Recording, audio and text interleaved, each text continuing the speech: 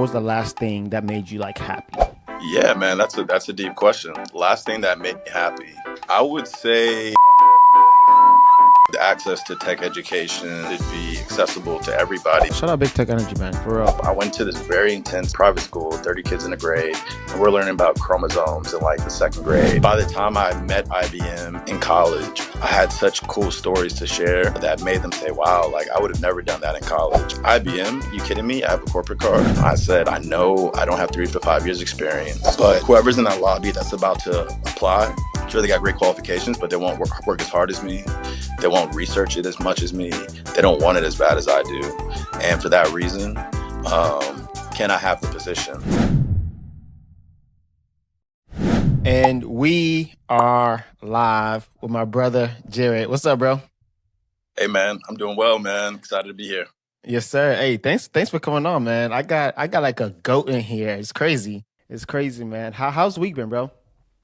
It's been busy. I've been in New York City for the HBCU Business Deans Conference. Also been in town for New York Tech Week, and got a little world tour going on for the rest of the month. I'll be in Philadelphia next week, and then after that, San Francisco, then Atlanta, then Raleigh, Durham, then Houston, then South Carolina, Asheville, North Carolina.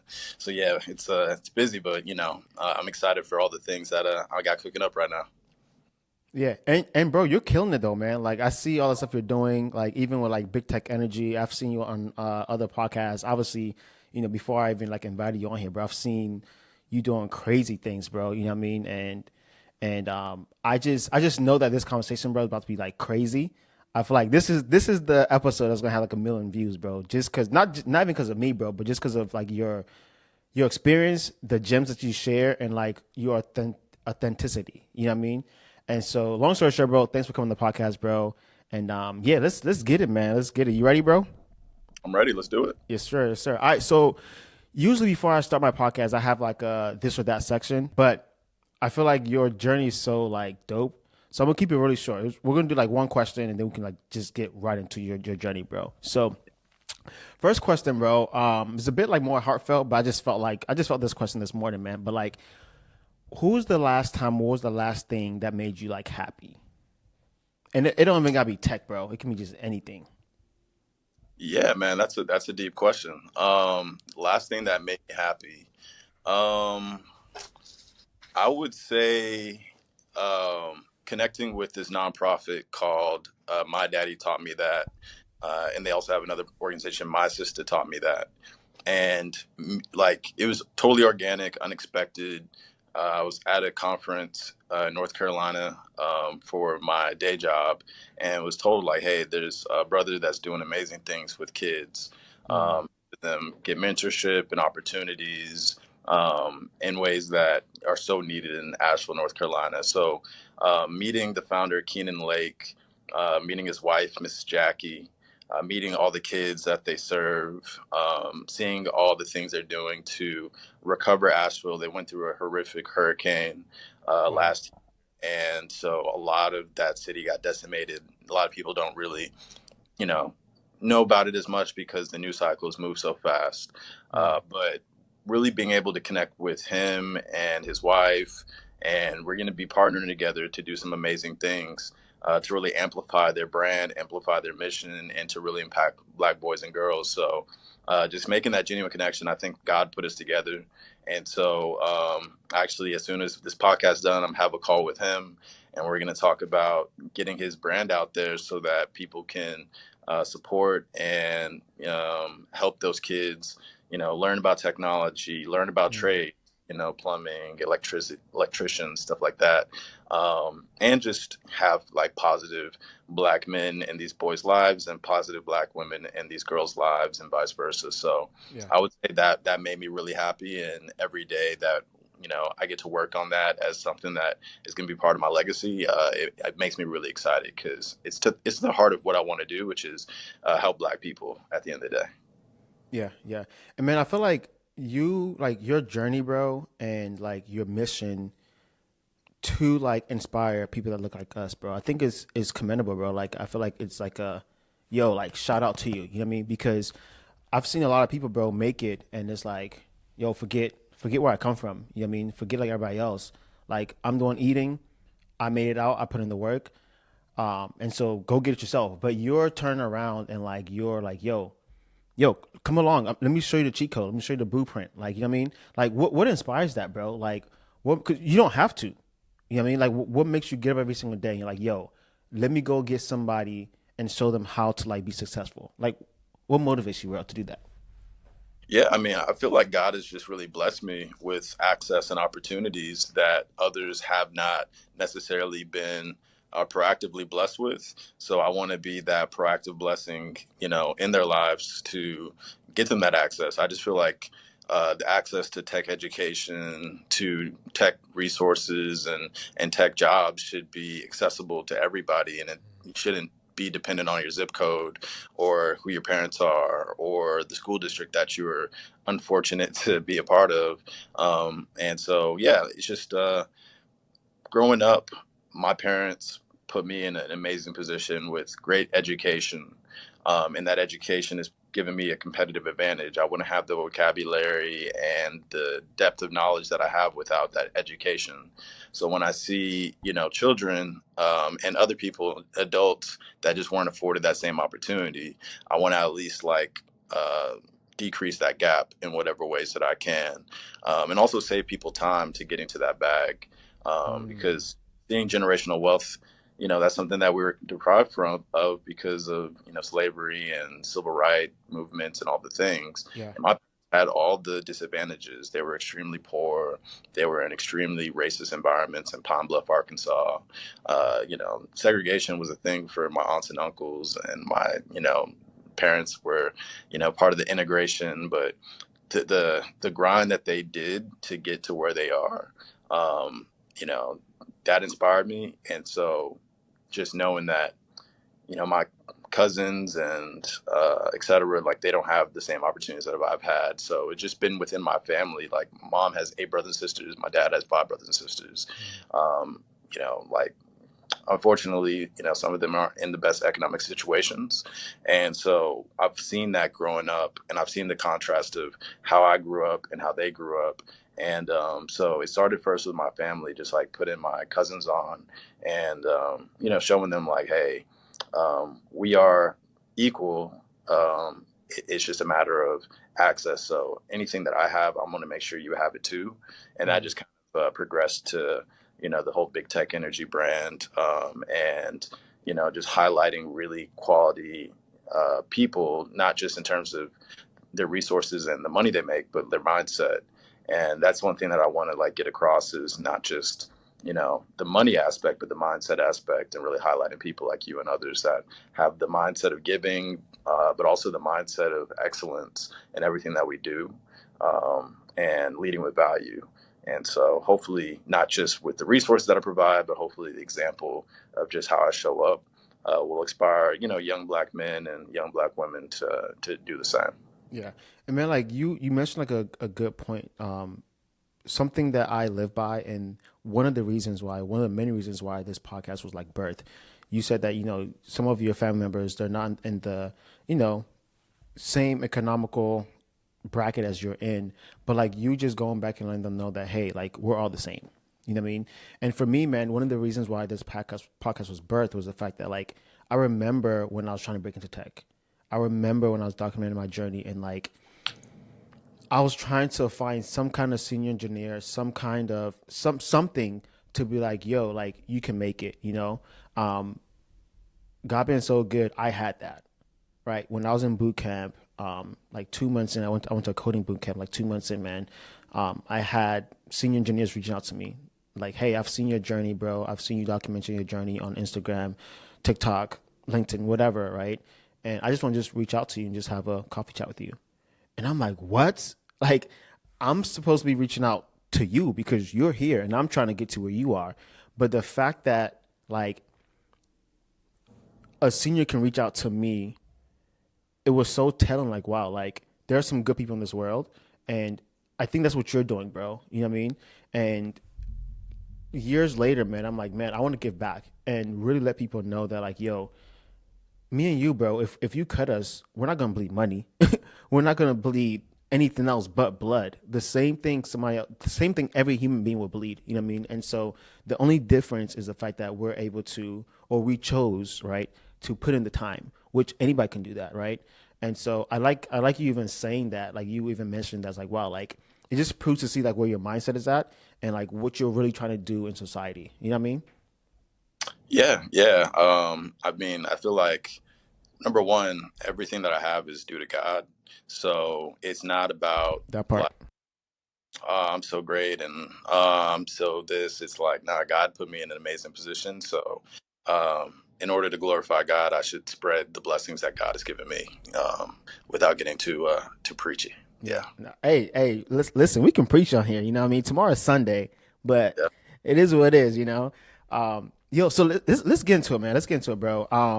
Go ahead and give people like a quick spiel about who you are, bro. And obviously, like, we'll dissect like your story and your journey, bro. But for anybody who doesn't know you, I just want them to know you by just a quick spiel, bro, and a quick spiel. And then we can go ahead and get into your journey, bro.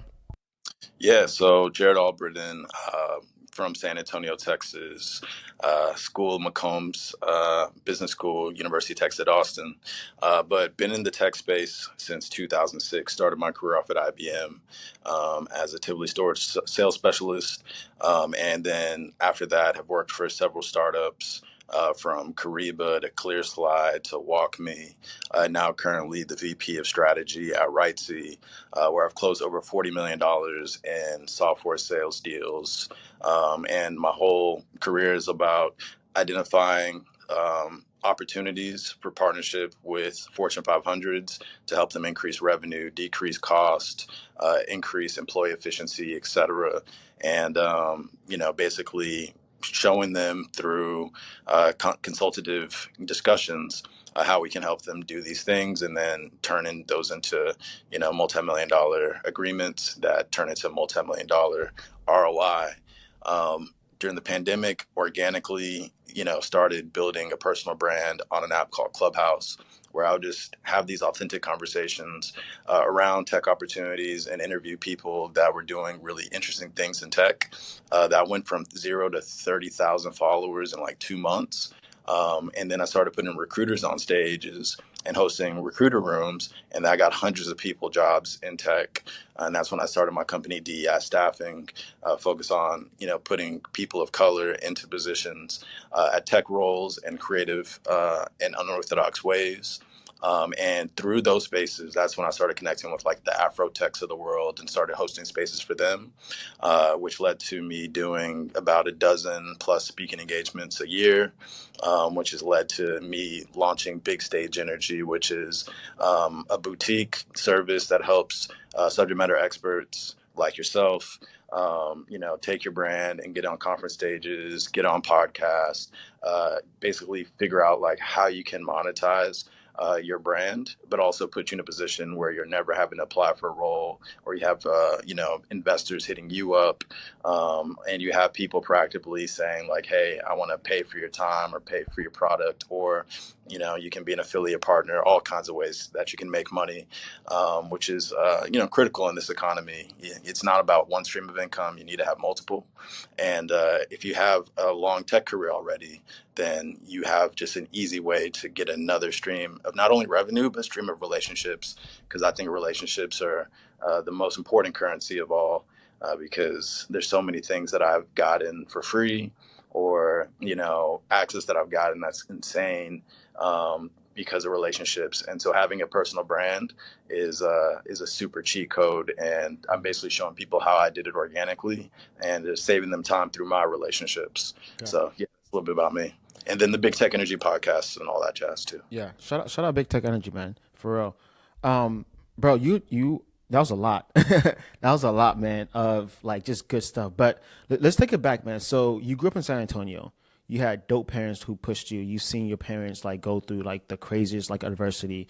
They never gave up. They pushed through. They still like had your back. You know what I mean? Talk to me about like your childhood, bro. How was that growing up? And I'm asking this question, man, because I think a lot of people see the man, right? And they forget that like you were once a boy and you did certain things to get to where you are. You know what I mean? So how was childhood, man? How was San Antonio, bro? Man, it was a blessing. I don't have much of an adversity story. My dad's an OBGYN, so kids be like, "Oh, Theo Huxtable." Uh, my mom's a speech therapist. My parents are still married to this day, so I've been blessed to have an example of like where real like love and like best friends like really rocking out together. Yeah. So uh, I had a really really nice childhood. Um, and when it comes to like me, I actually got held back um, kindergarten to first grade. So I'm July baby, like Wait, is that even possible? Is it like yeah. really? So at my school, they had a thing called pre-first. Okay. So I went from kindergarten to pre-first, and I was a rambunctious little kid, man, just like knocking over building blocks and just going crazy, like 5 years old. And they were just like, "Yeah, he's just not mature enough for the first grade," which is Mm. so they put me in pre-first with a bunch of other people, and that I'm still friends with, which is funny. Like, man, we're the pre-first kid. There we go.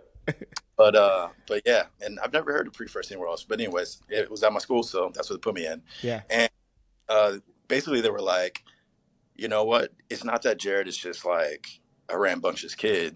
He might have a little ADD, but he's bored. Like Mm. this material is not challenging for him. He gets it done, and then he's got nothing to do but like be wild.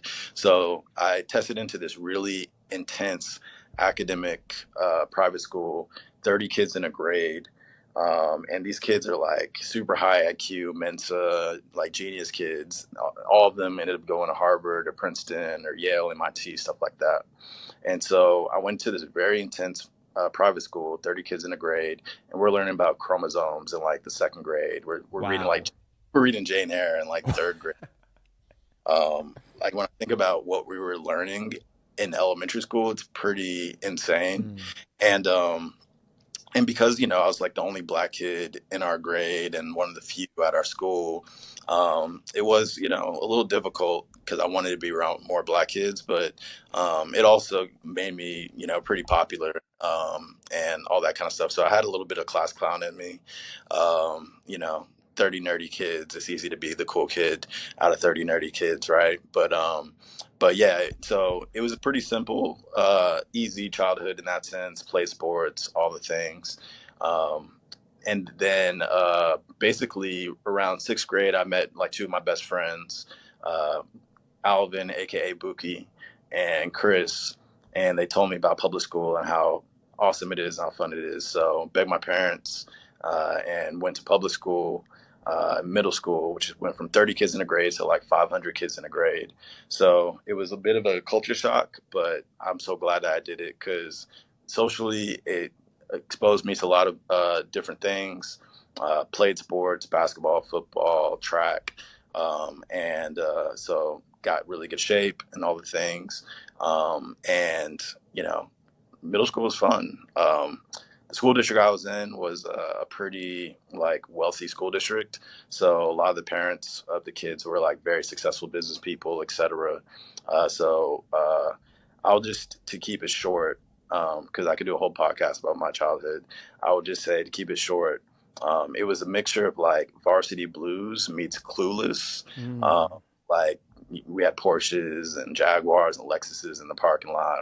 People had these huge mansions where their parents would go out of town. And you Nice. throw these parties that were like, the things you would see in movies with like, Yeah. all right, kick stands and like, I wouldn't say like Project X, you Okay. know, Okay. like like that kind of vibe, Yeah. Yeah. like those teen movie vibes. So I never talk about my childhood because I don't think people would believe it. But ultimately, like I had a huge afro. I grew my hair out for 3 years. I used to have a Bro, I red saw a picture. I think you posted a picture a couple of days ago. You said like high school, like was legendary, something like that. Yeah, that was tough. riding around and listening to Chopped and Screwed and Swisher Yeah, House, yeah, that stuff. And yeah, and lastly, like shout out to Jack and Jill. My parents were like, "Yo, you're around these white kids a little too much. We're a little worried about you." So yeah. they put which to black people like, "Oh, that's bougie as hell." And yeah, it was a little. But they used to have me go to these teen conferences Okay. and like Child performed one year, Jagged Edge. Cash Money was in our lot. Mm. It was an opportunity just to get acclimated to Black kids and Black culture. And that's when I started growing my hair out and getting the braids and rocking the do-rags and all the things. And I bring that back to San Antonio and, the dance moves and all the stuff. Yeah, yeah, yeah. Jack and Jill gave me some swagger, had some really good Black male mentors that taught me how to talk to girls and just, and kind of get my swag up, Yeah. how to dance. I remember the first time I heard like doom, doom, doom, Mm. you back that, Yeah, and yeah, yeah, yeah. what's going on? And like people are humping on the dance. It's crazy. I can walk up to you and do that. Yeah, so I definitely had like an evolution of things. Yeah, So, yeah, yeah. but yeah, I was pretty popular in high school.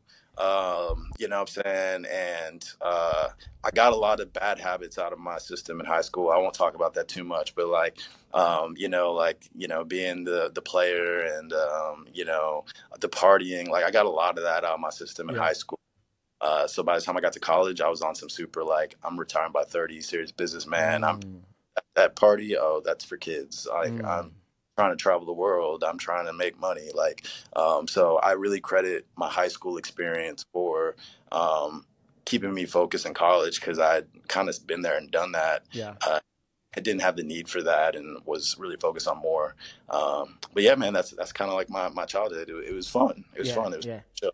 No, I love it, man. I feel like as you're talking, bro, like it was like literally, like legit, like a movie just playing in my head, and I'm like there with you, like yeah, that's crazy. I can't say that about my childhood, bro, or like my school and high school because yeah, I had some rough times, you know what I mean. But that's for a different podcast. That's for a different podcast. But that's dope, man. Like I love you sharing that, bro, because many people watch this podcast from poverty, from people who have you know their parents made it in their childhood. You know what I mean? And I think people can relate to their story, right?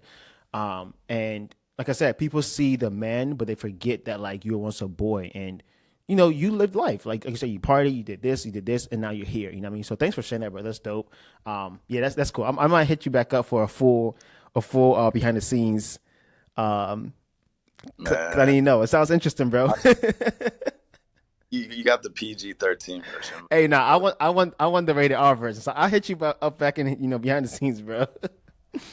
But Yeah, yo, man, so sure. let's do this, man. Let's do this, man. So let's talk about college, bro. So in college, I think you had like an internship or a job where you're going like door to door selling stuff, right? Talk to me a bit about that because you've hustled. Yeah, man. So I basically got hit up by a recruiter, excuse me, of this company called Southwestern Company, and they sell a 5-volume study guide from uh, preschool to the second year of college, and it's a how-to, step-by-step of 68 subjects, and that's their main product. But they also have products for like kids and things like that, different kind of books. So he's like, hey, would you be interested in making 10, 20, $30,000 in the summer? I'm like, hell yeah, because all the other internships are like maybe $7 an hour or unpaid. So I'm like, heck yeah. And then I find out you're knocking on doors 80 hours a week, 6 days a week, selling educational products. And there's very few Black people that are doing this job. But I just had a very high confidence instilled in me where it's like, if anybody else can do it, why can't I? And so we drove out to Nashville, Tennessee, did this very intense brainwashing training where it was as much about like teaching you how to sell the books. It was really about how to deal with the grind and the rejection and the adversity of selling books door to door, and really having like an empowering version of all these terrible things are going to happen to you, and this is how your mindset is going to get you over it. And then once you get over it, and then once you start having success, you will never have anything be difficult for you ever again. Your resume is going to be way stronger than anybody else at your school. Your interview is going to be way more interesting than anybody else at your school. So stick with it. You're going to want to quit, and they just really prepared you for that. So I would just say, like, That experience is why I am who I am, and it's why I have the career that I have. And without it, I wouldn't be where I am, in my opinion.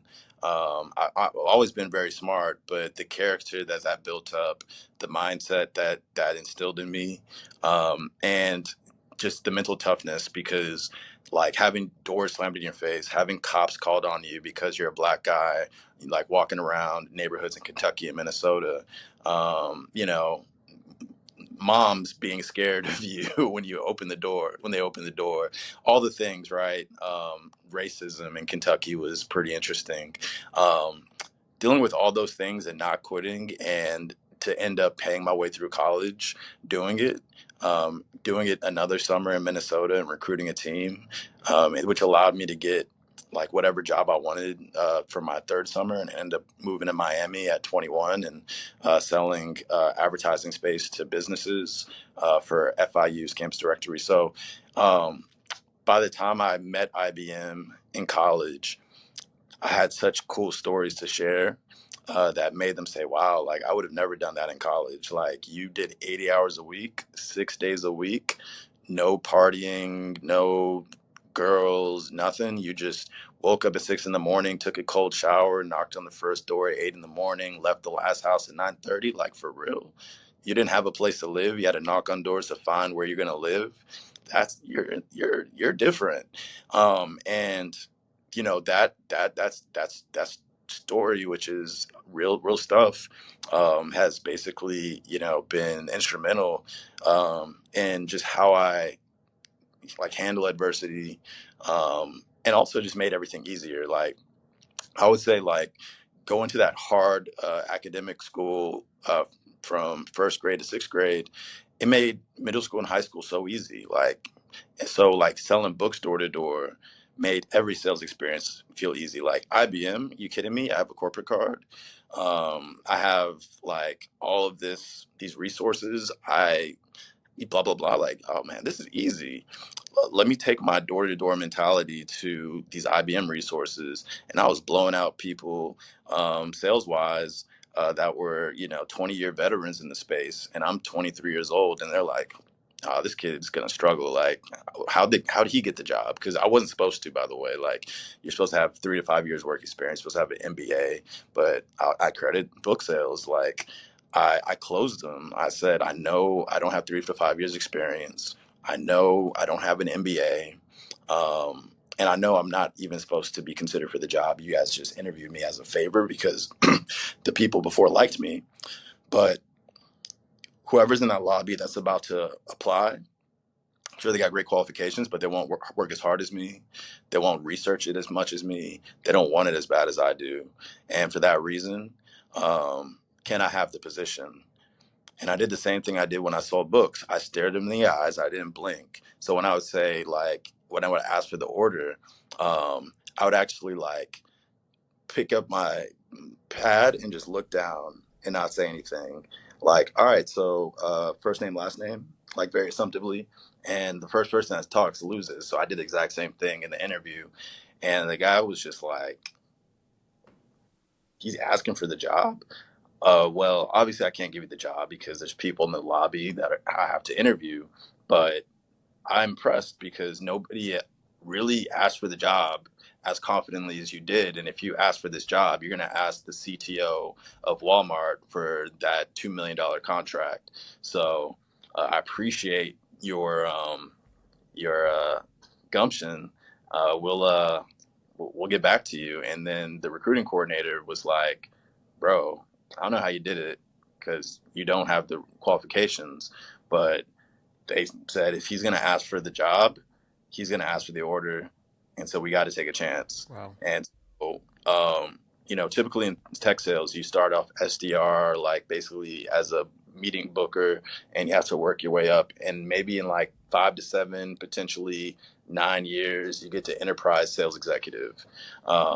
I got an enterprise sales executive at 23, straight out the gate, Wow. out of college. And I was working with people 40, 50 years old that have been selling millions of dollars software. So, I never tell my story in the sense of like, this is how you break into tech. My story is a little bit different because I met IBM at a career expo in college, and then I asked for a job in a crazy way. My mentor told me to do that, by the way. Black man, dope marketing sales mentor. He gave me that advice. He's like, "You have nothing to lose. Ask for the job. They're not going to expect it. They're going to be shocked." And so, shout out to him for planting that seed. But so I never really like tell that story in the sense of like this is how you break into tech. But I want it just to be kind of like just a mindset thing of in order to stand out, you have to do things that others aren't willing to do, and get results in ways that other people haven't. And so I kind of take that same approach when it comes to like how I handle speaking engagements, how I handle my podcast, how I handle the content that I create. It's just about doing it in an authentic way to me, but in a way that is consistent and really focused on like execution and value. So that was college, man. College, and then New York City. I would say like The Apprentice. Donald Trump, obviously, not a huge fan of where he's at now, but Yeah, yeah, Apprentice, like one of my favorite shows. The first season, Kwame, the black dude, yeah. I think he was second place or something. Or no, Randall. Randall was second Randall. place. Yep, yep, yep. Yeah, Randall Pickett and then Kwame, I think, won. But like the boardroom and the suits and the buildings and I was like, "Ugh, I love it." So I was like, that's what I want to do. And and then I went to a company field trip in New York. Family friend was an executive HBO, so he took me to this corner office, and I was like, oh, this is what I want. So my whole time interviewing at IBM, I was like, New York City, New York City, New York City. And I bring up The Apprentice because it was kind of like such a God crazy moment. Mm. They flew me out first class, picked me up in a black car, and drove me up to the office, 59th and Madison in Manhattan. Um, I didn't know this, but the IBM office is connected to the Trump Tower, Mm. Okay. where they filmed The Apprentice. So when I pulled up to the job interview, they pulled me up right in front of those gold doors that when somebody gets fired, that last scene where they walk out and they get in the car, that's where they pull me up. And I saw that, I was like, yo, I got to get this job. Like I can work in this building. That's crazy. And I have to say, like I went nuts in that interview. Because like I researched every product, every case study, so crazy. I was basically like pitching the service to them. And one of the questions he asked me that I think stood out, and he told me later, he's like, if you could do anything, outside of IBM, what would you want to do? Mm. I was like, honestly, uh, I would love to be an NBA referee.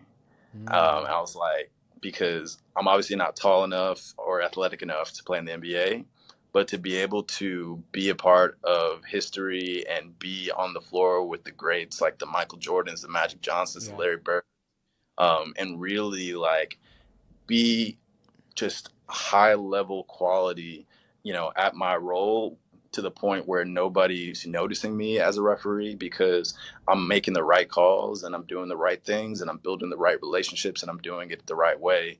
But to be able to travel the world or travel the country more so, and be on the same floor with these legends, like that's where I want to be. And he's like, yo, that's a great answer. And that's authentic. You know what I'm saying? And, it's just like, I wasn't doing no show. I was keeping it really real, and keeping it really real about the book sales as well. The 3 weeks I didn't sell anything, and the thinking like, man, is this going to happen for me? Can I do this? But, I let the brainwashing work on me. Do your best. Let God take care of the rest. Every no is one step to the next yes. What are some other ones? Um, you do or you don't. There is no try. So just do the 30 demos. Uh, and the thing that selling books taught me, and I'll close here, is um, failure is the key to success. Like you got to Mm. fail forward, fail fast, fail often, but learn from the failures. So I would figure out, okay, what's not working when I knock on a door, etc. What's not working when I Mm. mention, and just like really identify like what's not working. So Like one thing that this dude Myron Golden, who I listen to a lot, he was just like, it's not about just working hard, because you can work hard doing the wrong thing Mm, and keep getting the wrong mm, result. Being intentional about understanding, like, work hard, but also be very intentional and honest with what's working and what's not. So what I figured out what was gonna work is, um, like, say you have Chad, John, and Mary. Those are like your best friends. I knock on your door and I'm like, hey, I just talking to Chad, Mary, and John. I just want to stop by. You know, mm, Chad? Yeah, he actually bought a book. Here's his autograph. And what we're talking about is, kids' education, how important it is, and ways that we can, potentially help your kids make better grades, spend less time on homework, but more importantly, catch you up on the things that you might have forgotten mm. from, geometry class back in 1977. Do Wow. you have a place to sit down? And I would just like put my head down, point in their house, and just walk in. But like, because I mentioned those names, they'd be like, I'm curious, what Mm-hmm. did they Pique their what interest. why did they buy? And so, like, that to me taught me a huge thing. It's not what you have, it's kind of like who sent you, or who are you associated with. And so that's another thing, like, for my career, I treat relationships with a lot of care. I want people to remember how I make them feel. I want people to remember how I made their lives better. And I want them to talk about me in rooms that I'm not in. Or if somebody approaches them and says, what do you think of Jarrett? They're saying amazing things, because that proximity to greatness creates access to even more greatness. And yeah, so like that's why the whole big stage energy thing that I'm doing is not just about getting on conference stages, it's about building relationships. And because I'm so intentional about relationships, my relationships are strong enough to, I just say like, hey, um, Johnny is a great hire. Johnny should be on your Mm, stage. Johnny is a great podcast guest. The scrutiny is gone. mm, Jarrett says they're good. Jarrett's always led me right. Johnny, let's work. And then if Johnny, is there anything I can help you with? I'm actually looking for a job at Microsoft. Okay, mm. bet. Can you be a referral? So it's all the domino effect. So um, it, that yeah, I'll just leave it at that. Like, relationships are currency, energy is currency, and focus on that as much as anything. And how you do your job and how you show up for people Yeah. you know, is the biggest thing, obviously. Yeah. So, anyways, let me stop there. I'll be going on a tangent, so No, let bro. let me back. I I love it, bro. Like honestly, I don't even know where to go from here because like I can go anywhere. You know what I mean? And but before I ask this question, bro, do you know how like you know how ballsy it is, bro, to ask for a job? Like, Yeah, you know how ballsy it is. I don't want to mention like a lesser company, you know what I mean? But this is IBM, dog. Like this is IBM. You know how like wild it is to be like, yo, like I know there are other people who've interviewed for this position. I know there are other people who are gonna come right behind me.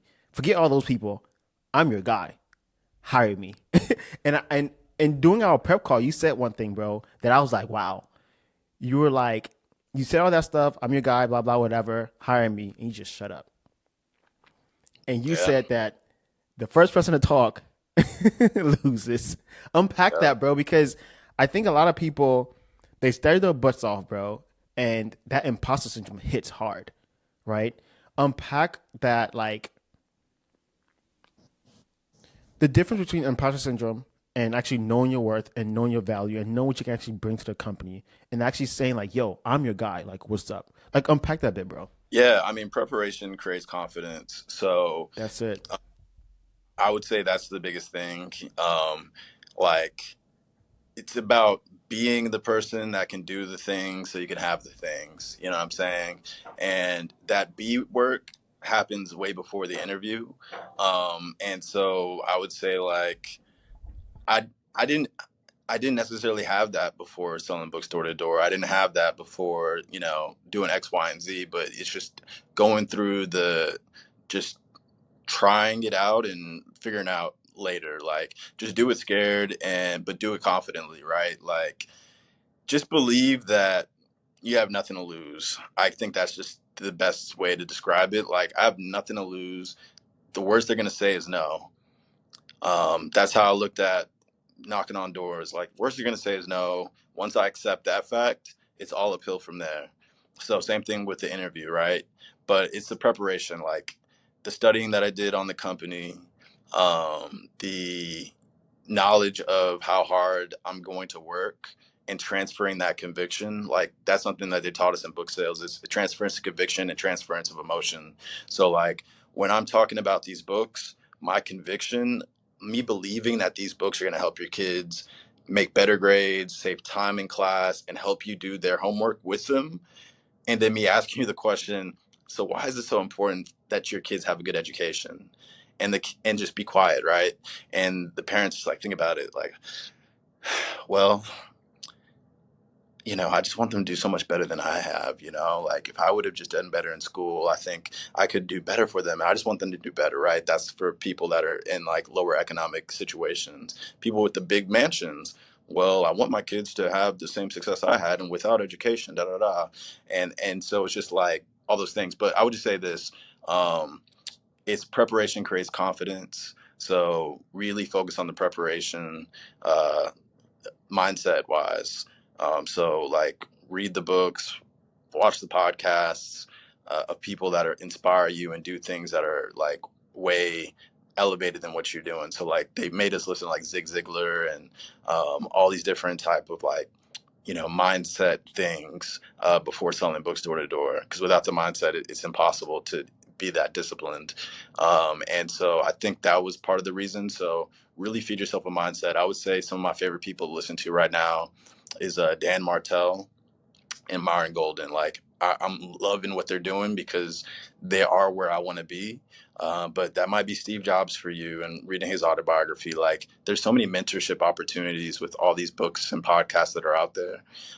So just feed your mind with mindset things so that when you do get in front of somebody, like you truly believe that you can. And then the last thing I would say is like, just for me personally, it's my belief in God and my belief that everything that happens is God ordained. Us being on this podcast right now, whatever's going to happen when I leave this podcast, it's all part of God's plan.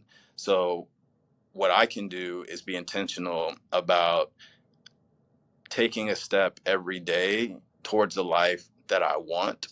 And God is going to ordain whether that is really the path that it should be, but I'm going to try to just control what I can control. And that was one thing we talked about when selling books door to door is focus on what you can control.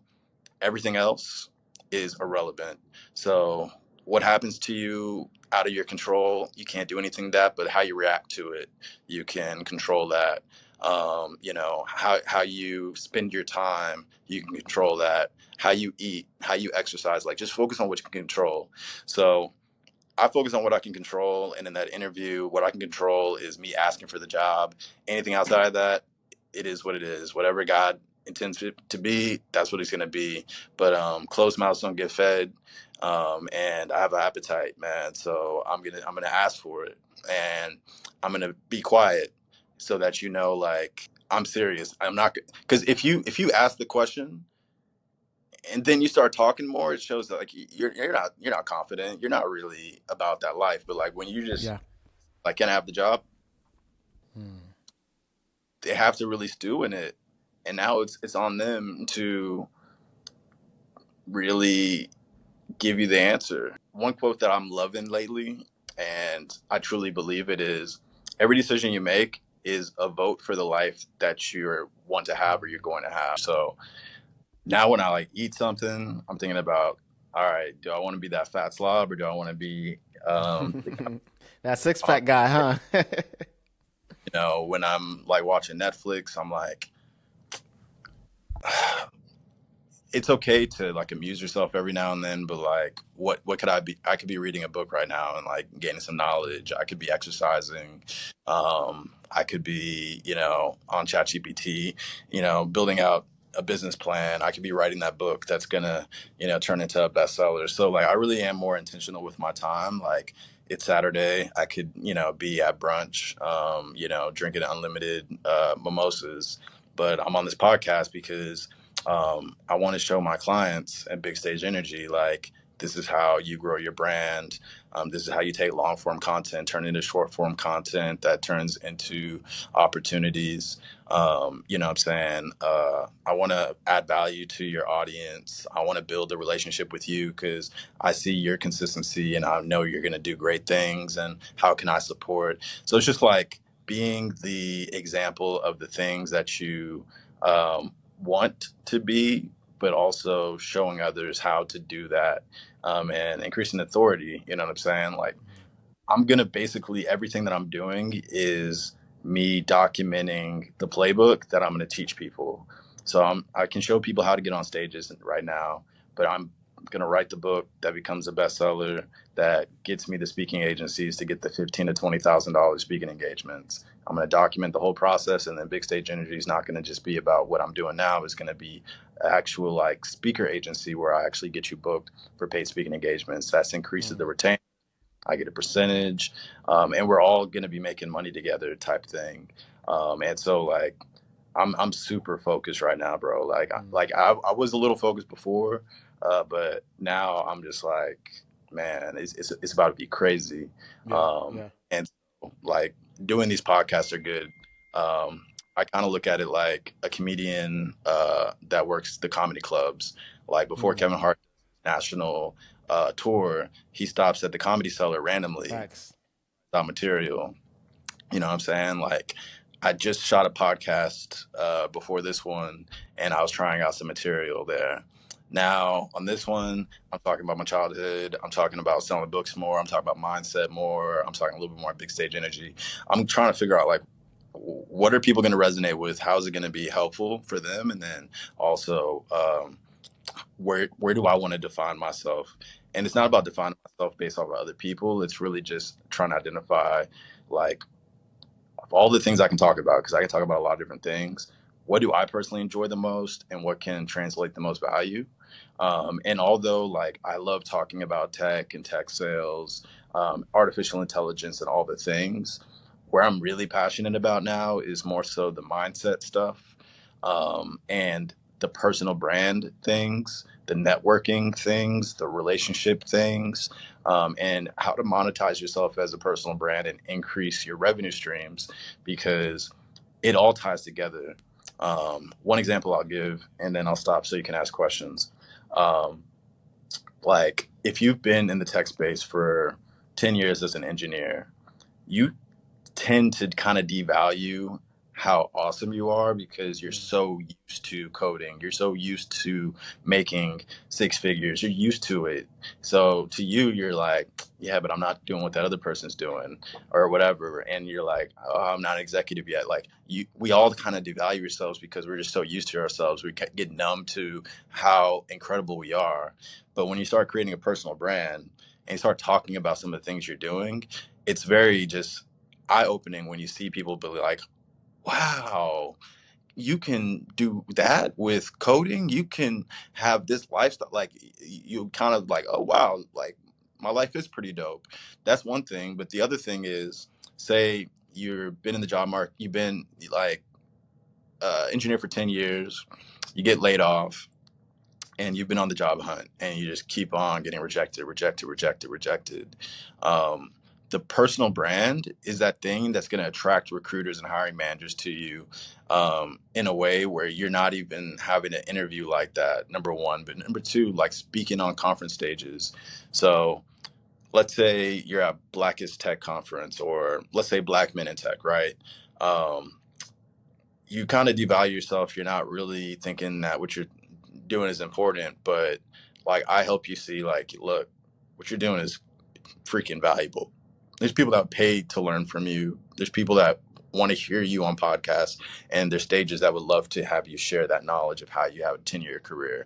Even though you're down yourself because you've been in the job market for 6 months looking for things and you've been struggling, you still got that knowledge. So they go on that stage, they share their story, they share the information, they give real tangible advice and gems. And their following grows, the relationships grows with other speakers at the conference. But most importantly, these recruiters and hiring managers that paid a bunch of money to be at Black Men in Tech, they're in the audience. they're at the hiring expo. So they spent $20,000 $50,000 to Black Men in Tech. They want to come back with some trophies to say, hey, look at what we did. We spent 50 grand and we got 7 really qualified new hires, right? So what's the biggest trophy you can get? They can say, not only did we get 7 new hires, but we got that engineer that was talking on stage. And like, now they're really pressing to get you and the company, where for 6 months you've been pressing to try to just get an offer. So it's like that visibility and status, at these conferences, especially if you're somebody that's been out of work, it's a great way to accelerate yourself getting into work. If you have products to sell, that's a great way to sell your products. If you have a brand you're growing, that's a way to grow your brand. But even if you're a startup founder that's looking to raise funding or find technical co-founders or whatever, being on these stages attracts that type of attention.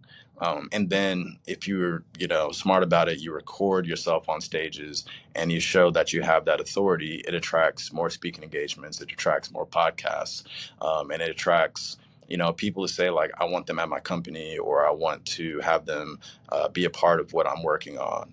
So yeah, that's something I'm really passionate about right now, because I know a ton of people that are like struggling in this job market, and their confidence is low. But if they build a personal brand, one, it would accelerate their path back into the job market. But two, it also expands their relationships so that they're not necessarily having to interview in the future. There's people like, hey, I'm trying to steal you, to work at my company. I've never applied for a job, and it's all just because of like relationships and things like that. Yeah, And so yeah. that's what I'm really passionate about right now. Yo, I think like I'm on the same journey as you, bro. Like in regards to the personal brand and relationship. I think that your job can only get you so far. You know what I mean? Like, and that's all great. That's all good. Like, apply for a job, all this stuff. But I'm on the mindset now of like, man, like longevity. I want, when you think of Nyamiche, when you think of Annor, when you think of Decoded Stories, when you think of Jarrett, when you think of Big Tech Energy, you know what I mean? There should be, I want you to associate us with Nike. You know, 'cause when you see a check mark, right? What's the first thing you think of? Nike. Just do it. You know what I mean? And I think that like sometimes it's easy to forget that like we are humans and we have value. We have gifts. You know what I mean? There are some gifts that God has given us that like we didn't have to even work for it. And there's some things where we've acquired through studies and through like just busting our butt, right? And like you said, man, people will pay for this. People will sit down and say, "Hey, what can I trade you for this?" People will sit down and be like, "Man, like I want to learn from you. I feel like what you have can help me do X, Y, and Z." And I think just having going back to even your story, bro, just having the balls to be like, "Yo, like I've studied myself and I'm approved. Like I'm certified. I'm verified. Like I can do this. I can help you." And just walking that confidence, man, I think is the biggest thing. You know what I mean? But I do want to ask you this question though, because it sounds like, bro, like failure doesn't even like bother you anymore, right? Like how do you deal with the no's? How do you deal with failure? How do you deal with imposter syndrome? How do you deal with that negative mind that's like, yo, man, you can't do it. Like you can't do it again. Like how do you combat that and come out and be great? Yeah, I mean, once you embrace failure as part of the process, it desensitizes you to it. Mm, But like, if you're avoiding failure, then when it happens, it's like, it hurts. yeah, You yeah, know, yeah, and you're trying to avoid the pain of it. But once you're like, all right, failure is gonna come, so I'm not worried about it. Um, Objections are gonna come. mm, Rejection will come. yeah, Not gonna worry about it.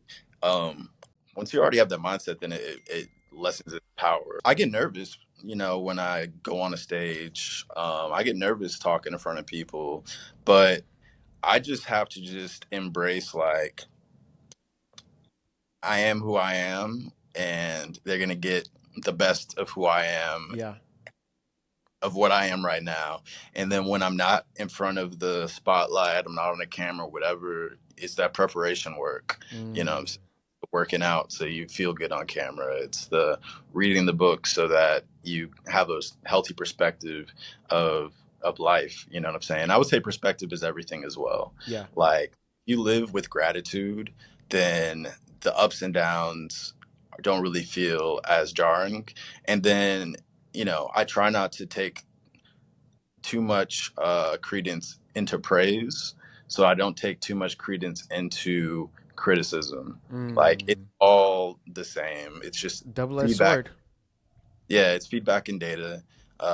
And the higher the levels, the bigger the devils. So you know that uh, the bigger I get, the more criticism I might get, the more haters I might get, which I don't really. So I don't really.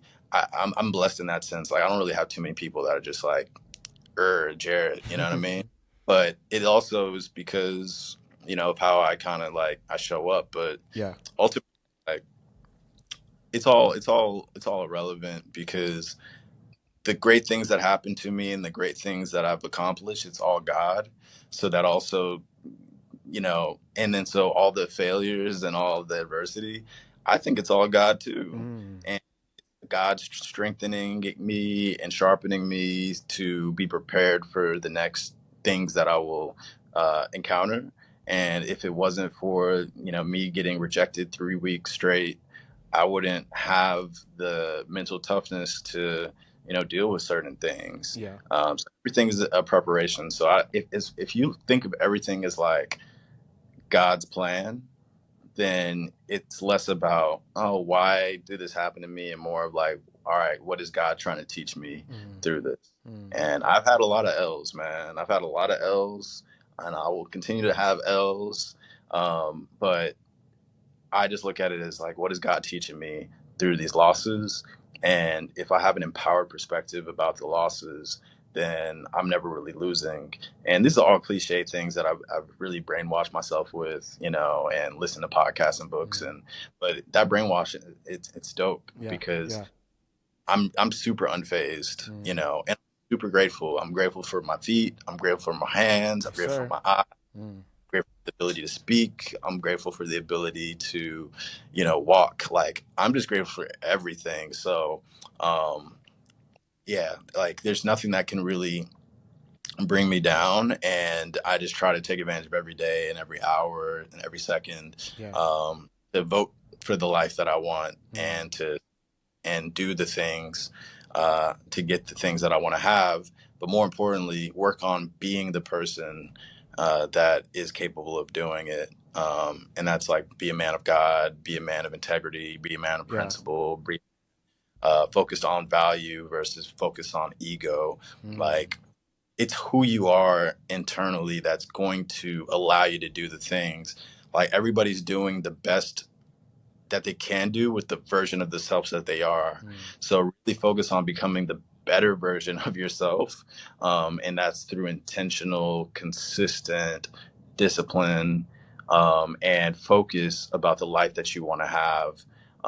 And taking examples from other people, not to compare yourself, but just to identify the habits and the strategies and the mentalities that have helped them be the person that doing the things that you want to have. Like, if I want to have $1 billion, I want to kind of study the habits of somebody that made Of $1 billion. Okay, course. they wake up in the morning, they go to bed at 9 p.m., Mm. they work out before they start the day, they read X amount of books a year. Like, how badly do I want it? Do Mm. I want to do all that? Do I not? If I really want it, then I need to write it down, look at it every day, Yeah. and do it consistently. And so that's where I'm at in my journey. And to be honest, I'm I'm more excited about this and talking about this than the tech space. Mm. And it's not that the tech space is not good. Like, tech space is great. It's a blessing. But I feel like when I evolve into the man that I am becoming, I'm going to be able to impact people, especially Black men, in Mm. a way that's going to really create generational wealth, not dependent on IBM or Google Yeah. or Yeah. HP hiring you. It's like, you're going to be the man that's going to be able to do the things to have whatever you want, whether it's entrepreneurship or having a career, but you're going to be of like higher integrity, higher, what's it called, tenacity, and ability to deal with adversity and all those things. Like, Yeah, yeah. so my new podcast, Big Stage Energy, I'm gonna be talking to conference founders and speakers and things of that nature, and just talking about the space of personal branding and how to do all of that. Mm, But I'm also gonna make it where I can just talk about mindset, mm, and like basically life is the big stage, and how do you have big stage energy in life? Because every room you walk in is a stage, and you are the keynote, and you are the person that people didn't know that they needed to hear from, but they're going to be glad when they do. wow. And so, like, man, I can't tell you how ready I am to Mm, start talking that mm. talk. Just lost 20 pounds, about to lose another 15. Let's Um, go. Let's about, go. about to get sexy on camera, Yes, um, sir. tailored suits, Yeah, like yeah, yeah. all the things that I'm talking about, man. I gotta do it. And Mm, I maybe I am a little jaded by the tech space, you know what I'm saying? But I'm also a little annoyed with how this year has gone, mm, like Trump reversing DI and all the mm, things. mm. And I want to like put the power back in our hands. So the Yeah, power back in yeah. our is artificial intelligence, utilizing that to amplify our strengths, but Mm, also basically automate our weaknesses. mm. You know what I'm Yeah, saying? yeah. So like talking about AI, but talking about personal brand and how you can take control of your destiny, and also how to take control of your mindset. So yeah, man. Yeah. Tech is cool, but mindset Mm, is everything. Confidence is everything, mm, and confidence comes through preparation. mm. So, yeah, I'm in preparation mode. Um, there's so much that I'm planning to do, and I'm excited to document the Yeah, process, yeah. show others how to do it, ultimately. So yeah. Bro, like like I'm like in all honesty, bro, you legit give me goosebumps. I ain't gonna hold you. Like I legit have goosebumps, bro. Cause like you're bigger than tech. You're more than tech. You're it's crazy, man. Um, yeah, I got goosebumps, bro. Like you're bigger than tech, and like, go for it, go for it. Yeah, no, it's just like like what I'm doing right now is what everybody should be doing. Talk it into existence, and not talk it from a place of hubris and braggadociousness, but to just talk it like, yes, tech is not my identity. Mm, Like I am bigger than tech. You are bigger than tech. And I think at one point I did try to make tech my identity, and I used the tech job and the $40 million closed and the 82 countries I've traveled to as an ego flex. mm, It's That's where the imposter syndrome comes in.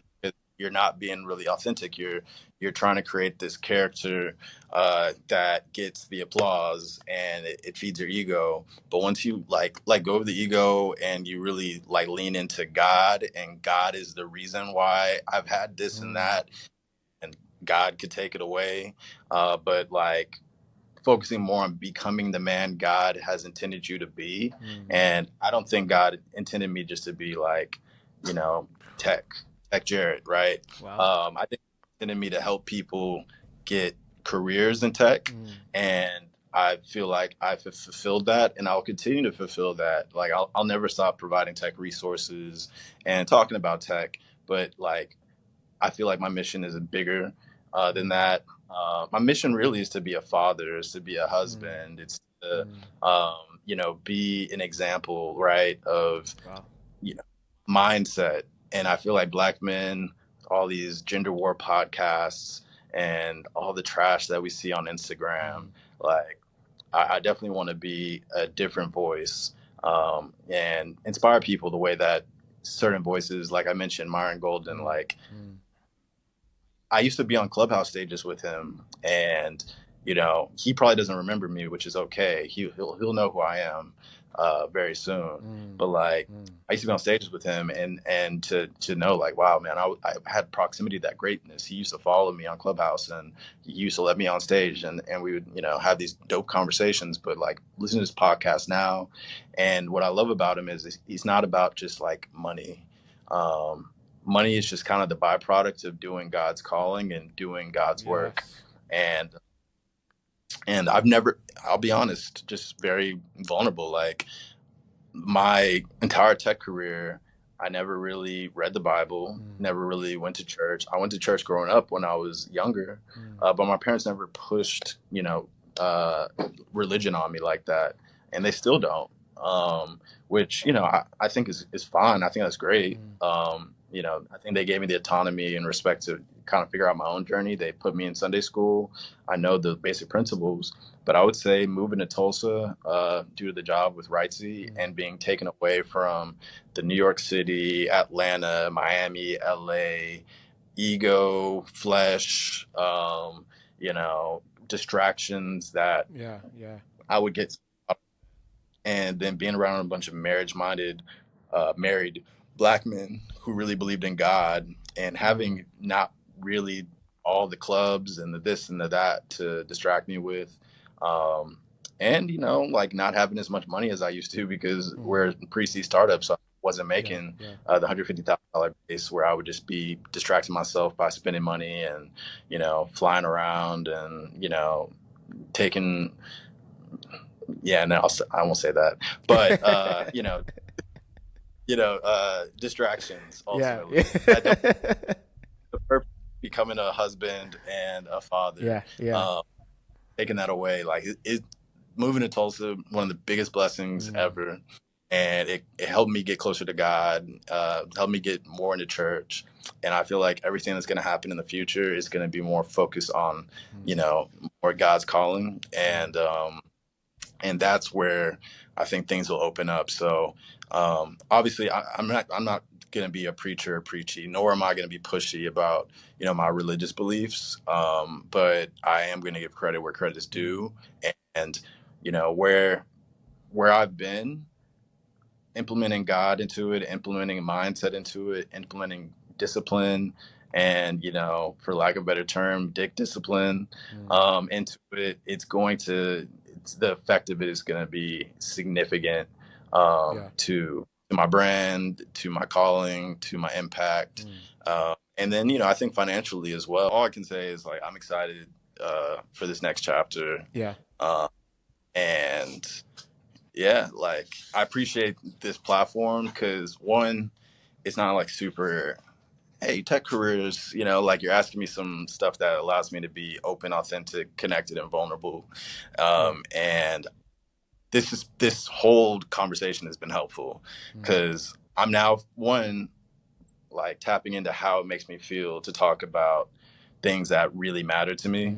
Um, and being excited for it to be recorded, documented, and shared. Because I'll say this, man. Like when it comes to imposter syndrome, I didn't really have it when it comes to the tech careers and tech sales or whatever. Like I just kind of knew through repetition and 10,000 hours, I'm really good at what I do. But when it comes to being a content creator slash influencer slash this or that, I I barely watch my podcasts. I barely watch my interviews. I freaking stumble, fumble, and have to do the Instagram reels like 20 times before I can get it out. So there's definitely like some of that, like, eh, am I really, should I be that or whatever the case is? Um, but my experience on this podcast has been one of like empowerment, excitement, like passion and purpose. um, and I think God has a big part of that. The preparation I've been doing, mindset wise, the last couple of months Yeah. has something to do with it. But like, I'm really excited about the big stage energy mission. Like, and it's not about it being successful or making a lot of money. It's really about like the process and impact. Like, I'm getting people on crazy stages and crazy podcasts, and getting their followers up. And it's been super easy and it's been super organic. And so I feel like, all right, this is where I'm really routing all of my talents and experience and relationships in a way that's really, really going to not only serve the people I work with, but serve my family and get bigger. So yeah, writing this book that I'm about to put out, making it a bestseller, getting my speaker engagement rates up to $15,000 to $20,000 a year and showing people how to do it. That's something I'm really excited about. Yeah. The Big Stage Energy podcast, and building connections with conference organizers and high paid speakers, and just showing people how it's done while at the same time learning how it's done Mm. from the best. I'm excited about that. Um, and, really actually like becoming that guy content wise. Like, and the thing is, like I had mentioned before, I'm probably numb to the fact that what I did with Big Tech Energy podcast is freaking incredible, Hmm. right? Hmm. Like, Hmm. but in my mind, I'm just like, you know, like I got my guy Cyrus. Tech is the new black. Yeah. He's making like Yeah. 100,000 a month on a bad Yeah. month. You know what I'm Yeah. saying? Yeah. Yeah. I'm around Simone Bees and all these people. So it's like, but comparison is the thief of joy. Like Yeah. my lane is the lane that God created, and I'm killing it at. But like, I'm excited to like actually get into content Mm. in a different kind of way because, uh, I mean, I'll be very, very honest. Like, it was great talking about tech careers when people were hiring like Yes. Yes. crazy, Yes. and Agreed. it mattered. So like when I went from 0 to 80,000 followers on Clubhouse, Mm. that was a moment in time. George Floyd had Yep. happened. 2020. Um, yeah, 2020, 2021. And recruiters were just like, yo, send it my way, send it my way, send it my way. Yeah. Now recruiters are like, dog, I got 500 applicants, Yeah. man. And the scrutiny. So I'm not trying to be Debbie Downer about the tech space, but it's AI plus DEI being slashed plus, um, I would just say those two things in particular, Hmm. plus Hmm. entry level jobs being like Yeah. pretty much Yeah. all it because of AI. It's I'd feel disingenuous personally, and I'm not saying it's disingenuous overall, but I feel disingenuous personally talking about breaking into tech Mm. in 2025. Mm. So what I'm more excited about, which I've been like basically ranting and raving about, is like the mindset that will basically help you be the person to do the things that have anything you want, Yeah. Yeah. regardless of the tech economy, relationships, which is going to be huge in this economy Mm. and this whole, AI, DI, craziness. Having the relationships is Mm. going to be the algorithm breaker. And Yeah. then have the exposure. Like right now, it's an attention economy. Like the more attention you can get, the more opportunities you can have, the more partnerships that will just magically form. Like I Hmm. have brands up randomly being like, hey, we want to pay you to do a reel like this. And I'll be like, it's not enough. And I'll be like, all right, we'll pay you more. Yeah. And it's like, if I didn't have that visibility, if I didn't have a community, if I didn't have the consistency, none of that stuff would happen. So yeah, like the nonprofit that I talked about at the beginning, like I wouldn't have the opportunity to work with them or them want to work with me if I didn't do Big Tech Energy podcast, Yeah. etc. Yeah. So Yeah. yeah, like I'm more excited about that. And I think that's going to kill the imposter syndrome. Mm. So I guess what I'm kind of saying, if I think about what I'm saying, is having genuine, authentic excitement and belief in what you do will kill the imposter syndrome. Mm. Like 100% conviction that like this is what God put me here to do. That kills imposter syndrome. And it's like, how do you get there? Um, you get there by being honest and saying, do I really want this Mm. or do I want it for status? Do I really want this or do I want it just because of the money? Do I really care about this? Do I really believe in Mm. this? Do I believe that I can do this? And it's okay to say no. Mm. I don't believe it. So what do I actually believe in? And lean into that. And don't be scared to lean into that. Don't be scared that your parents are like, why are you quitting that tech job to do that? Like that's more secure. Mm. Myron Golden said this dope thing. He said there's two doors, um, security and freedom. Behind security, there's neither, and behind freedom, there's both. Oh. And shout out to Myron Golden for like that quote just like blew my mind, and Mind busting. I definitely like I quit my job in 2021 when I went from 0 to 30,000 followers. One, because I felt bad because I wasn't really doing the job the way that I needed to, and it wasn't fair to my first and second line manager because I was on Clubhouse all day. And then I was like, I'm in spaces with all of these millionaires and billionaires and whoever, because during the pandemic, Clubhouse was Yeah, going rocking. crazy. I just need to soak this up and see what I'm able to create from it. End up making like 5 figures a month on Clubhouse for several months. I would say maybe 2 years straight. Yeah, yeah. And so it was cool. And then Clubhouse declined, but like my parents were like, "Dog, like you're gonna give up a 6-figure job to talk on a talking app?" And I was like, now that I think about it, that was that phrase where like behind freedom it was both, you know what I'm saying? Because having the personal brand and the relationships have created security for me in a way that is bigger than money. You know what I'm saying? Like being able to call up somebody from Google and be like, yo, I want a job, and be able to get it because they saw me on Clubhouse consistently for 6 months, getting other people jobs, and then talking about my profession with excellence and detail and showing others how to do it. So that's where I'm at. Like, tech job's cool. Like, and if you're what's it called, flipping burgers, and 6-figure job in tech, I love that for you, and I want to help you there. But it's not all about the tech status, the tech job, this or that. I don't know. I feel like I'm out of the matrix right now, and I'm seeing things just a lot differently. And I'm excited to actually do content in a way that's gonna excite me. So, kind of talking it through. Crazy. I'm gonna start recording just like this, where I'm just yapping because I've been yapping this whole time, and it's No, cool. go You've for been, it. Go for it, bro. but like, I'm gonna yap and then put that thing in AI and have it chop it up into reels Yeah. because there's so much that I want to say.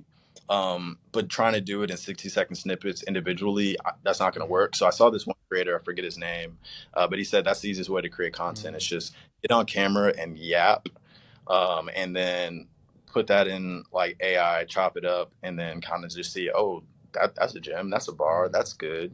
And then now you have like 30 days of content. So like this conversation, I'm definitely gonna use this a lot.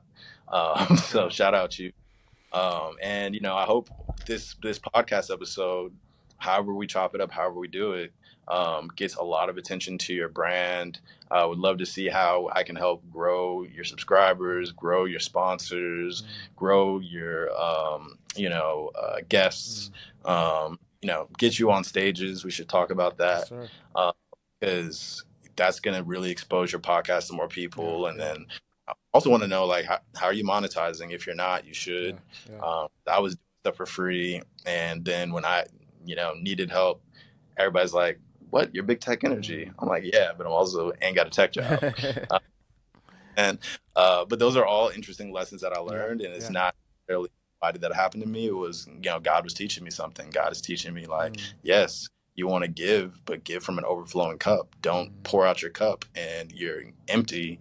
And when everybody else's cup is full, they're just going to be like, well, that's supposed to do, big tech. And so, yeah, there's so much I could get into that too. So yeah, this podcast has inspired me to yap more, to just talk my stuff more, stop being humble. Like, I am humble, like God is good and God is everything, but like really, really share what's on my mind. And shout out to my life coach. She was like, your rates got to go up. You got to talk your stuff more, and you need to put yourself out there more. And this conversation is making me realize, yeah, I do. Like, stop overthinking what are people think, and just put the stuff out. But put stuff out that you actually believe in. And I think that's the problem. I believed in it, but I was a little unsure. I had that little doubt of, what if? can people really get into tech like that?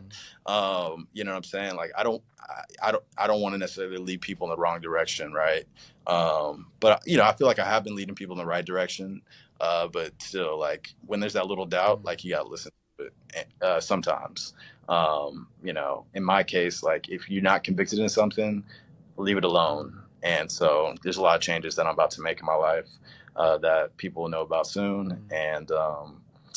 Yeah, just know like anything that I do moving forward, I believe it. I believe it 100%. Ain't no faking, ain't no cap in my rap. Like I believe it, and you're gonna feel it. And if you don't rock with it, you don't rock with it. If you do, let it go. Because wherever I'm going, same thing with tech. You know, I want to take you with me. But yeah, I'm kind of killing the tech persona, and I'm just embracing the Jarrett person authentically, and gonna have fun with it. You know what I'm saying? Where talking tech, you know, it was fun when people were getting hired. Like, bro, when people were getting hired, fun because I believed it, and that's why I grew so crazy, and that's why it was so successful. Even when I was doing Big Tech Energy podcast, I really believed it, but then I stopped believing it when the layoffs are happening, and my friends that are influencers are unemployed, but they're projecting as if they're not. And I'm not going to call anybody out, but there's some people out there. And so I'm seeing behind the you know, like the Wizard of Oz behind the curtains, I'm like, what am I doing this for? Like, is it for the love? Is it for status? Or do I really believe in it? If I don't believe in it, I just got to stop. So yeah, big stage energy. That's what I believe in. And then this book I'm about to write, once I trademark it, I'll talk about it. That's what I believe in. And then, you know, getting married and having kids, that's what I believe in. And so like, it's a different motivation now. So yeah, I've been yapping, bro. This is probably like the longest episode ever. So if you need to make cards or something, feel free. But no, bro. Like therapeutic for me. Like I'm just getting stuff out, and it's been really helpful, bro. Like before we started this podcast, bro, I told you that like wherever it goes, I give you full access to just go for it. Like you know what I mean? And bro, I had to hold back tears. I got teary eyed when you were talking about and I'm not a crier, bro. Like my wife would tell you I don't really be, you know what I mean? But I got so teary eyed, man. I had like legit like hold back tears, literally, because I see myself in the same boat as you, bro. Where I love tech, but it's become my interest with tech has lessened. You know what I mean? And man, like when that happened, I remember exactly like sometime like last year, fourth quarter last year, when that happened, and I was battling like, man, like this is the wave. Like tech is the wave. I'm not supposed to not fall out of love with I'm not supposed to fall out of love with tech. Like you know what I mean? But it was gradually happening. Like you're saying, the layoffs, all this stuff, you know. And what got me teary-eyed was when you said that you believe in what you're doing. You believe in your book. You believe in yourself. You believe in big tech energy. I've been documenting my journey doing a Annor code since 2020 maybe. I've been documenting my journey, bro, and it's been cool. You know what I mean? But it wasn't until the last year, fourth quarter of last year, that I like really believed in this shit, bro. And I'm like, I told my wife, I was like, babe, like, this is what's gonna feed us. Like, yeah, I have a full-time tech job. It's great. Like, I love it. Everything's cool. But it's like, nah, like I found like this new passion that I've been doing for years, which is like making inspirational videos, telling people that, yo, you can do it. Like for you, man, your mindset. Like you've mentioned mindset like so many times, bro. Like I'm a Christian, and the Bible says that like you're like, whatever a man thinks, like that's who you are. If you think you're a millionaire, you're a millionaire. If you think that you're broke, you're broke. And shout out to my boy Mickey. Like I talk to him all the time, bro, that like we're gonna retire young. Like I'm retiring when I'm 40. And I've said this multiple times. And I'm not saying retiring as if like I'm never gonna work. I mean retire as I'm gonna do what makes me happy. Like Decoded Stories, Annor code. I don't know what else is gonna be like under the big umbrella of Annor code, but that's it. You know what I mean? And I think that like people giving themselves the permission, bro, to fall in love with something and also falling out of love with something and finding new passion. Like God is so vast, and this is so weird. We're talking about this in on a tech podcast, but this is my podcast, and we're gonna talk about it. It is what it is. But it's like God is so vast, and He's given birth to us humans. What makes us think that we should be caged in a box? What makes you think that like Jarrett should just be only known for tech sales?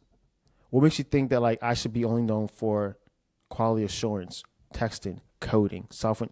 Like that's that's an insult to God. That's an insult to ourselves. You mean like we should be able to have the ability to move around. You know what I mean? And I think that like when we come to terms with that, bro, and when we're like, yo, I'm not gonna stop like you said, God's plan, right?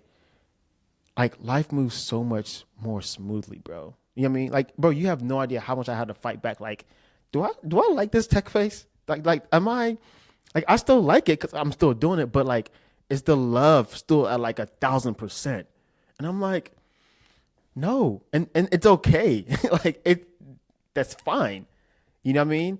And like I said, I got goosebumps, bro. Then it turned to like tears. Then it turned to like, yo, I can't cry on my podcast. Then it turned to like, yo, I don't care. Like this is real energy. Like this is like real transparent like conversation. Like I have my notes here, and I'm like, forget my notes, yo. Like my computer's like I turned the brightness down. Like this is authentic conversation, and like, whew, yeah, I don't even know where we're going from here, bro. But Yeah, nah, man. I mean, yeah. look, I like everything I'm saying wasn't like planned, scripted. None of it.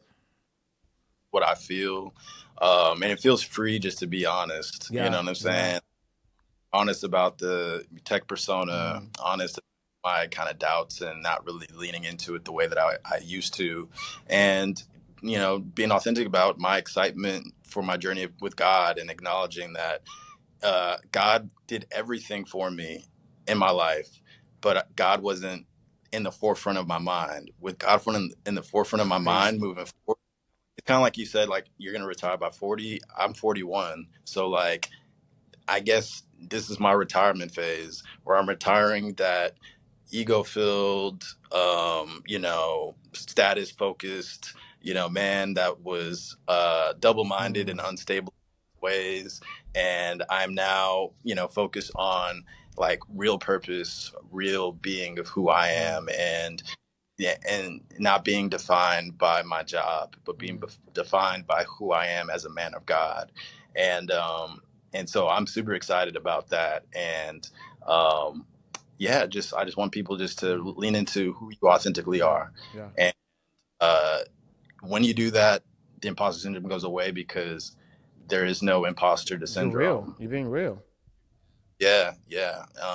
And I don't care what anybody thinks, positive or negative, but I do care how I make people feel, in the sense of like, do I make them feel less than or more than when they're around me? I want you to feel more than what you felt about yourself when you speak to me, when you see me. You see possibilities, you see opportunity. Yeah. I care about it. I'm not defined by it because you can't make everybody happy. But I'm intentionally trying to leave a positive mark on everybody that I talk to. I'm intentionally trying to do positive things with everybody I work with. I intentionally want to bring value to everybody that I encounter. And I want people to be inspired when they see my content, especially young Black men.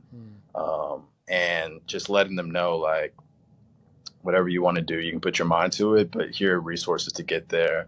But now it's less about tech resources, it's more about mindset resources, God resources. And then like you being married, like that's inspiring, bro. Like that is a level of discipline, commitment, Yeah. faithfulness, that I'm inspired by, you know what I'm saying? And like, so really that's the next chapter that I'm really excited about, is not only showing people how I elevate in the speaking space, the branding space, the relationship space, but, really also, being able to talk about that in the future Mm. of, how I went from double-minded, you know, DMing and responding to DMs, multiple Mm. women, wasting money, not being focused, all the things, to, being more of a man of God, intentionally dating a woman, Mm. courting her, Mm. getting engaged, getting married, raising a family, and how that elevated my life to millions of Yeah. dollars. Yeah. And I don't talk about money like that because that's not necessarily the focus, but like I am very confident that as I be the man to do the things, I will have an abundance of For money. sure. For sure. And the goal is not the status of it. The goal is for my kids to be Mm. good, to make my parents good, to help my aunts and uncles be good, and then help the foundations that I want to Mm. create be good. And it's that freedom and security. That's what I'm focused on. And I can't. Well, I'm not gonna say I can't, but I say it is much harder to get there as a tech employee. Mm. Um, what I'm saying? And I'm happy that I'm an equity holder in an AI startup. And so I think that's going to be a huge part of my financial journey. Yeah. And I'm excited for when, we get acquired for $1 billion. Yeah. Yeah. But honestly, you know, that's not my identity either. Mm. Mm. You know what I'm saying? Like, it's just, you know what I mean? Like, it's not my identity Yeah. either. My identity is what I've been talking about, big Mm. stage energy. And it's not my identity, but it's my passion, it's my Yeah. purpose. My identity is who I am, but like that's what I'm really excited about. And so, man, I guess that's to end it somewhere. Big Stage Energy podcast. Be on the lookout. We're in pre-production. We're about to start producing it. Um, Dr. J, DOCTAJ on Instagram. Y'all gonna be seeing me yap. So if you enjoy seeing me yap here, you're gonna see me yap like this on my reels, a little bit on my podcast, my YouTube channel. I'm really just gonna be very vulnerable and expose, the things that I'm doing mindset wise. That's gonna help elevate me, and then hopefully it helps elevate somebody else. Look out for the collaboration I'll be doing with my daddy taught me that, and my sister taught me that. A great nonprofit out of North Carolina. Keenan Lake is an amazing person, and I'm excited to really elevate his brand, while at the same time show other brands how I can elevate theirs. He's going to be a great case study. And, what I'm able to do of taking a brand from zero to 100,000 and help him become a bestseller and help his nonprofit get hundreds of thousands, millions of dollars in funding, and, potentially a Nobel Peace Prize nomination for Mr. Keenan Lake, who's doing some amazing thing for the young boys and girls. And people just don't know who he is yet. And my goal is for them to know him. And yeah, LinkedIn, definitely connect with me there. I'll still be doing some tech content because there's a want and a need for it.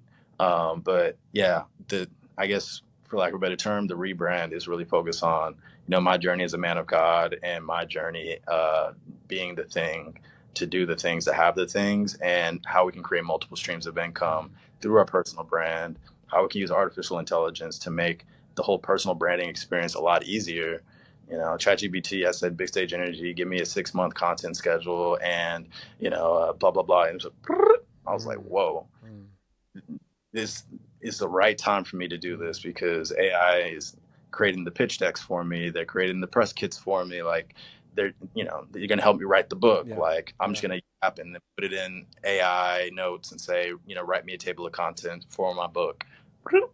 Boom. Now I have a skeleton, you know what I'm saying? So like, also like sharing my journey of how I'm using AI to help with the personal brand things, and going to start documenting all of the people I'm working with, because like I kind of keep them on the low. Mm. I don't want people to necessarily know like I had a part in their success. I just want them to see the Yeah. Yeah. success. Yeah. For those that want to, let me use them as examples of how I help people be successful. You'll be seeing that as well, because like talk is cheap, results are everything. So I'm all about documenting like, all right, before Big Stage Energy, your following was this. Now your following is this. Before Big Stage Energy, you were on this many podcasts. Now you've been on this many. Before Big Stage Energy, you were on this many stages. You're now on this stage. Before Big Stage Energy, you were making this much revenue on your brand. Now you're doing Yeah. this. So yeah, It's not just about like talking about mindset. Like one thing I also want to say is it's about results, like execution, document everything. You know, if you're trying to get to a weight goal, document your weight every day, document your body, like document everything that you're doing so you know that it is working. And if it's not working, then you need to pivot. But it's not just about the yapping, it's about the actual execution. It's about like, you know, the numbers. And that's why I like sales, because it's about the numbers. So, anyways, I'll wrap it up there, man. Thank you so much. I appreciate you checking me out. Let's stay connected. And if you've been connected to me, you're gonna see something new, man. And I hope you like it. And if you don't, that's cool too. Because you know, I think one thing that makes me confident is like not everybody's your customer, not everybody's your audience, not everybody's gonna like you. And once you know that, it's cool to just be who you are. So the people that do rock with you can get that consistency from you, because you don't have to fake it. You don't have to try. You don't have to think about, oh, what do I wear? What do I say? Like, nah, it's so much easier when you just be yourself, and let whoever is going to embrace you. And it has just funner. It's easier. It's freer.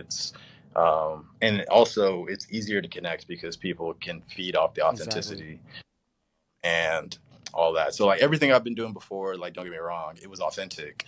But once it stopped feeling authentic, that was that little gap of like confusion. That's when I stopped like filming Big Tech Energy. I have all this content that I haven't put out. I haven't put it out because of that thing that I shared before, of just not really believing in it like that. And I'm still gonna put it out because I want to honor the people that were on the show, and I think there's great information. But like this stuff that I'm about to do next, yeah, like there's nothing that's going to stop me from putting it out. Yeah. I'm going to be excited about putting it out. I'll be like, Yeah. whew, you know, I have the energy for it. So, anyways, yeah, connect with me on all those platforms. Make sure you like, subscribe, and share this man's podcast. And I hope, you know, after today, you know, you keep going in this direction of having just like raw, authentic Yeah. conversations that Yeah. not necessarily completely centered around tech, but they can highlight and honor people's success in tech, because tech is a great space. It's definitely going to be here to stay forever. Um, but I think having that independence and that freedom focus that will bring security through your personal brand, through your true passions, I think that's the wave. And then using technology to support your passions. So yeah, I'll stop there, man, or else I'll keep yapping. Man, my brother-in-law, I don't know where he got this from. He'd be like, he says, ladies and gentlemen, gentlemen, gentlemen, gentlemen. I don't know where he get it from, but ladies and gentlemen, we out. Yeah, peace.